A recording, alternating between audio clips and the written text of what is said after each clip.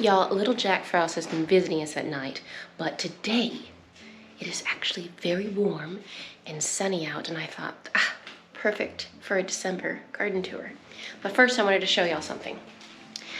I've been showing y'all this poinsettia that I saved from my poinsettias from last year, and I wasn't quite sure if it would make it, but it did. And I've been wondering, and I've been curious, what color will this be? Because I had several different colors last year. I was really hoping that it would be the pink one. Well, check it out.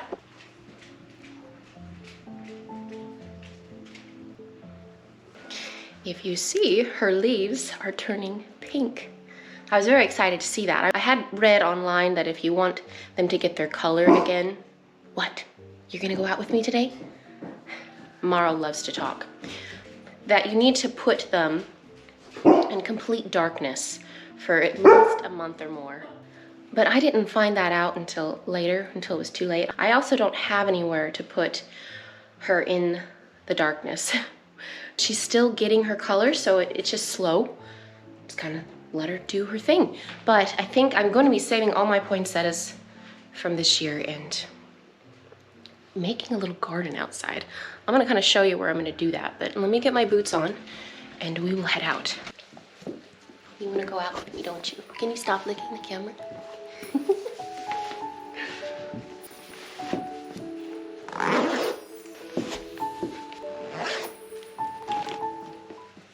I'm definitely gonna need my hat because it's sunny. You ready? Ready to go out?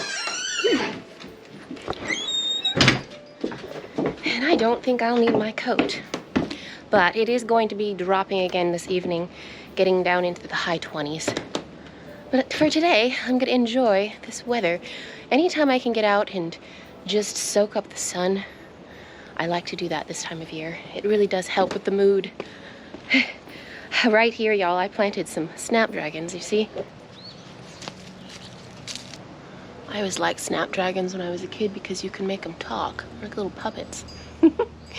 But you know, it wasn't until I was an adult that I realized that they're one of the plants that can handle frost. So it's just kind of fun to add a little bit more color to the garden this time of year. Y'all, this banana tree back here, this guy, I can't tell you how many times. In fact, I was turning off the sprinkler this morning when it was dark out, and I walked up here and I thought this was a person. I see it in the distance, like, oh gosh, there's a person. But everything is doing so well. Everything that I have out right now is all frost tolerant. So those nighttime frosts, they're handling it just fine. One thing though is that this time of year, when the weather really starts cooling like this, the plant's growth does slow down. And look at this.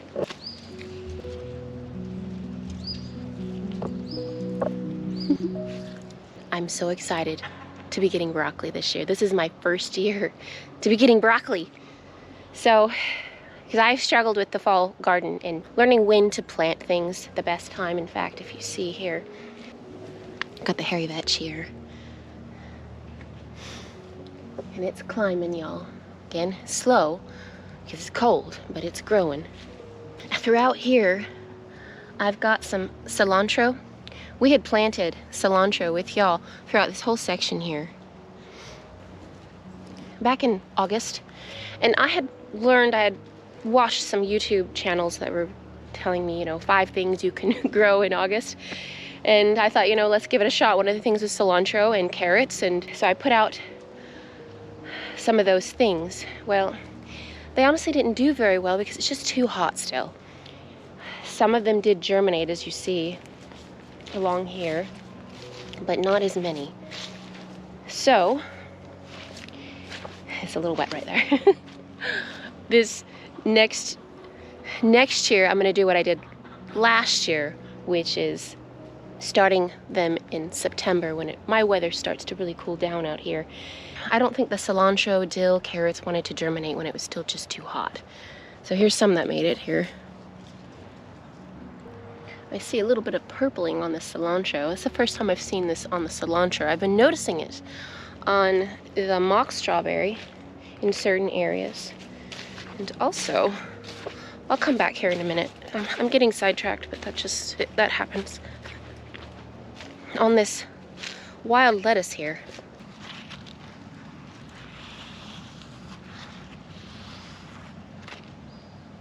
Now, sometimes when it's cold like this, and also wet, plants are unable to absorb phosphorus through their root system, and they can turn purple like this.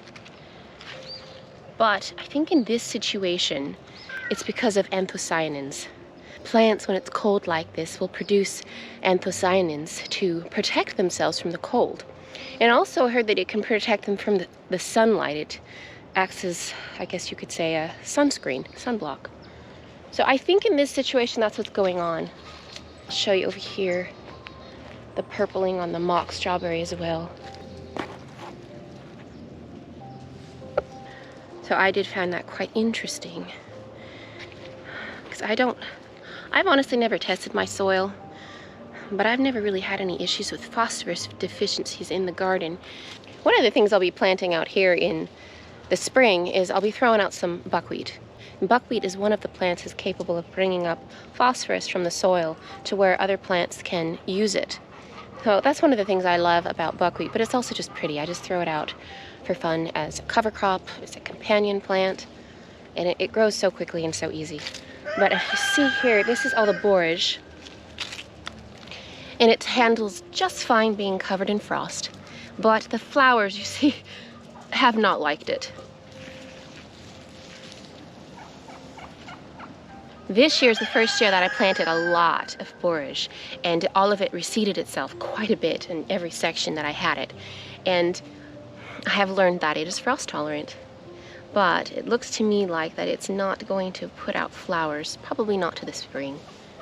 So I think it will just continue to grow and do its little thing, and then springtime we'll get beautiful flowers. And of course in the summertime it doesn't really like that heat. It starts dying off and getting sick. Yeah, I've been learning about this wild lettuce here. I'm curious. I don't know what this particular variety is, but I know some varieties produce this milky like sap, but you can use it as a painkiller. But I'm still learning about that, and I'd like to learn more, because we have lots of this type of wild lettuce all over. This is the only one growing right now in the winter. In the fall. It's not technically winter yet. This one does not have that milky sap, so I'm not sure. That lettuce that we planted here is doing really well. Little tiny broccoli head in there. Kind of walk through here. I see I've got some areas. I had the sprinkler on last night. I have some areas still that I need to put mulch. I'm trying to really get rid of any of the areas that want to get waterlogged. And here, see here, got water along here. That was a weird squeaky noise. I think it was a tree. Here's the Australian. No, not Australian. I was calling them Australian. Austrian winter peas, y'all. I don't know. I always want to call them Australian, but they are doing really good.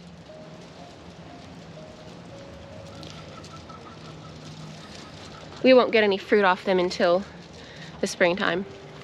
But for right now, it's just nice to have something growing out here, you know? I just find it very therapeutic to come out in the garden. I often get very lost when I come out here to get things done. In fact, I've been working on taking down my peppers, and I've been throwing those off to the chickens. The chickens seem to actually really like the cayenne pepper, the mushy cayenne peppers.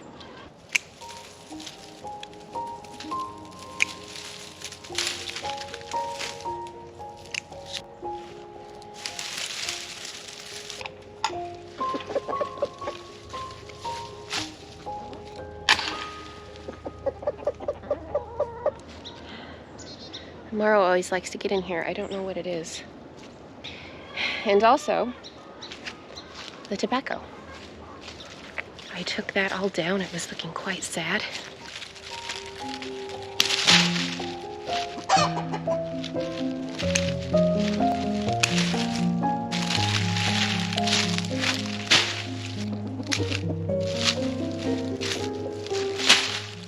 The stalks are so thick, y'all.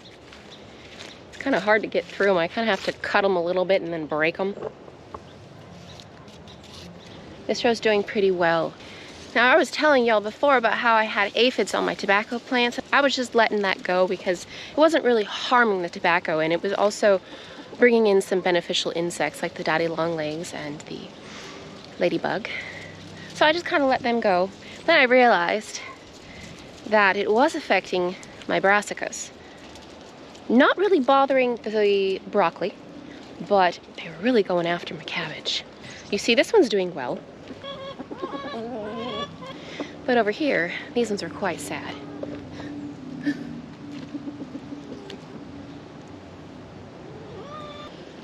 They did not like those aphids. I came out here and hosed them off. Aphids are pretty easy to control.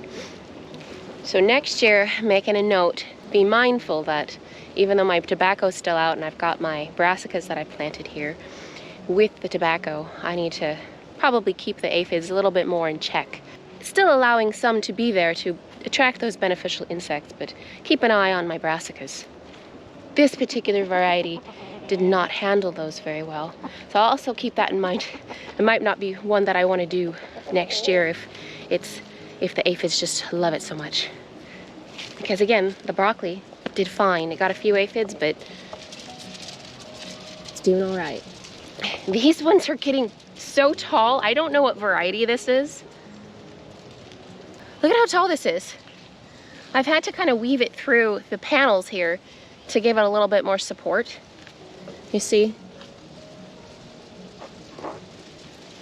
And I think this might be the kind that's going to produce multiple heads. And that might be also why it's getting so tall.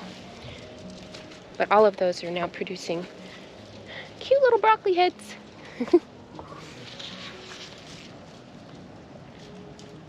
And I see more cilantro here that's popping up from when we threw it out.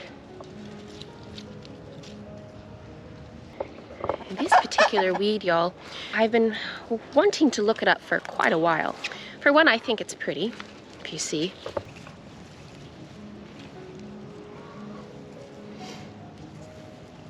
I like to learn about the different weeds that grow in my garden. I find that most of them, I enjoy them. I like that mock strawberry. But this one grows these pretty little white flowers. Now, I found out that this one's called common chickweed. Now, the reasons why it's called a chickweed is because chickens are supposedly love it. But also, it's edible and it's extremely nutritious. It's very high in vitamins and minerals and is considered a superfood.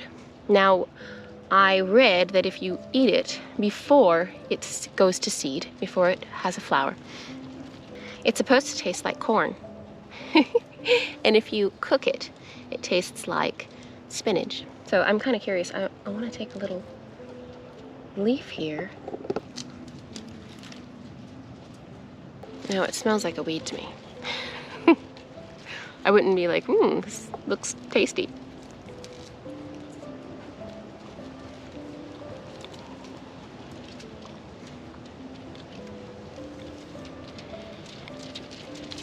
Huh.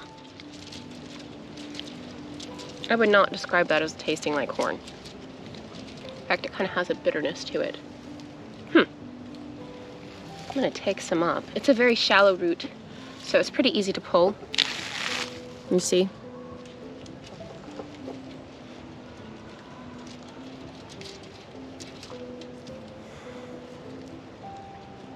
It smells more like a lettuce to me.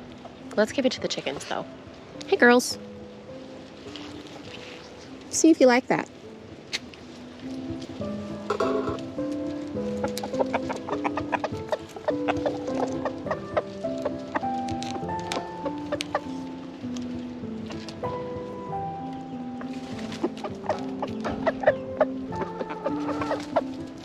Hear that little noise that the rooster is making? He makes that noise whenever I throw anything out, just to notify the hens that there's something tasty to eat.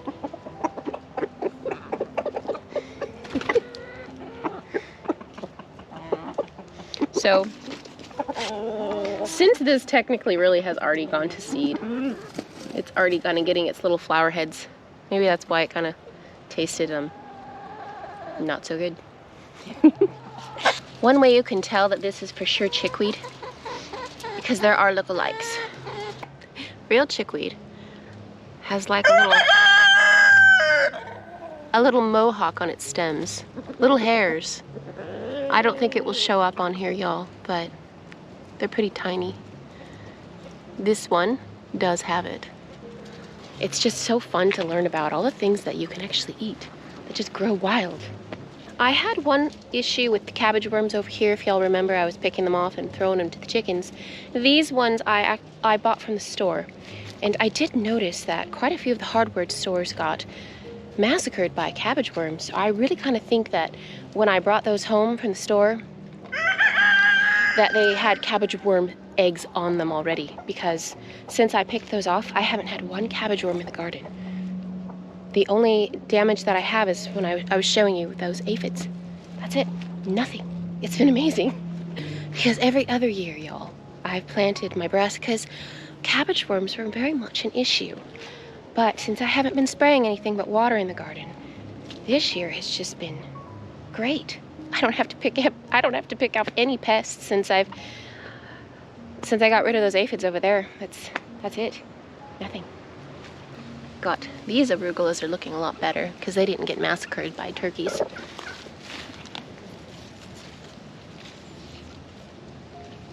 The broccoli here. See, I have more peppers I need to come out here and take down. When I was out here taking peppers down, I got a little distracted.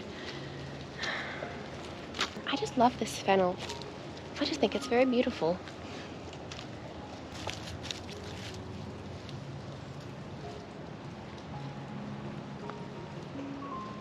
Mara, what are you doing? She's funny. She likes to roll around in this mulch. Whenever we get fresh load on the big mound, she likes to go on top of it and just roll around. It's really silly. You see here on this arch, I went ahead and put out a lot more twine all along the edges here. Hi, Mara. Come here. Already I see the hairy vetches climbing onto those. This really does help to get the hairy vetch and the Austrian winter peas to climb quicker, to have something to grab onto, to get up there. And it's coming. Come spring, this thing will be covered and we'll have the beautiful purple flowers that I love from this hairy vetch. And I had read that, you know, you don't want hairy vetch necessarily in your garden because it can be a nuisance. It can overtake things, but I didn't find that to be an issue at all. In fact, the only section that it came back up from last year is this one right here. I see it's starting to get a little bit purple too. It's interesting. You see?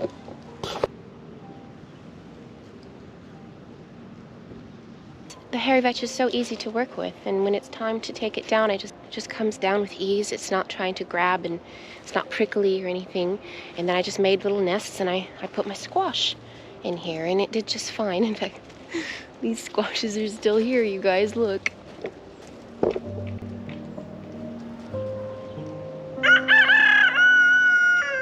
These ones got stuck. That was my fault. I hadn't noticed, so if you're gonna do this on a trellis, make sure you're checking your squash, because if you don't, it can grow like this. Oh, I'm gonna have Nathan. Oh, there's something growing on that. Look at that, that's weird. Oh, the sun's just right there, but look at this. That's interesting, that's some type of cocoon. It's green, that is weird. Huh, I'm gonna have to look into that. It's interesting. I just want to open it up, see what's in it. Anyway, so next year I'll be a lot more careful to make sure that doesn't happen again. Oh, by the way, this area here, I'm thinking about making, and around the greenhouse, I'm thinking about putting my poinsettias there. That way I can enjoy them a little bit longer, you know? But I'm still trying to decide.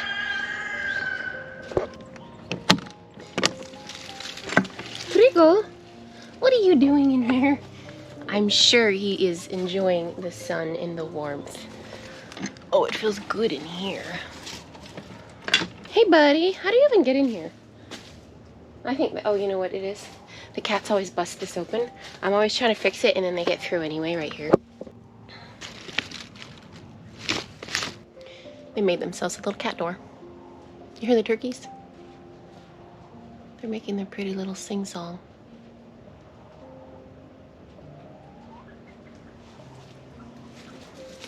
I went ahead and took all of those any azaleas that rooted and put them in pots, you see.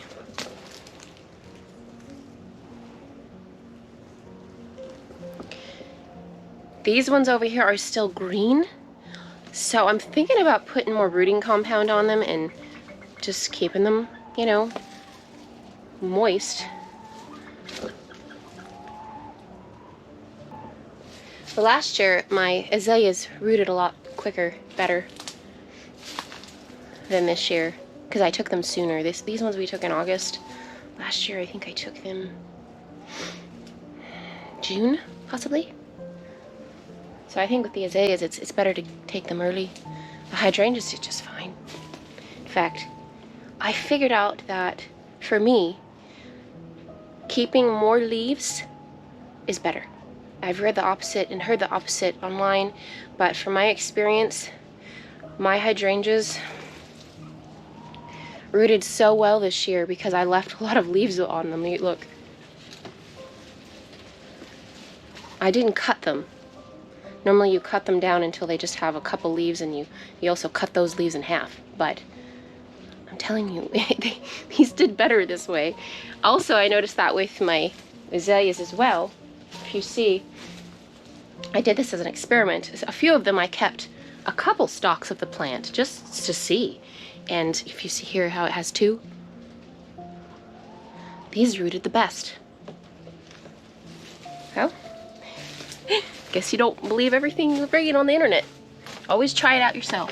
You might be surprised. Perigo, you staying in here? Of course he is.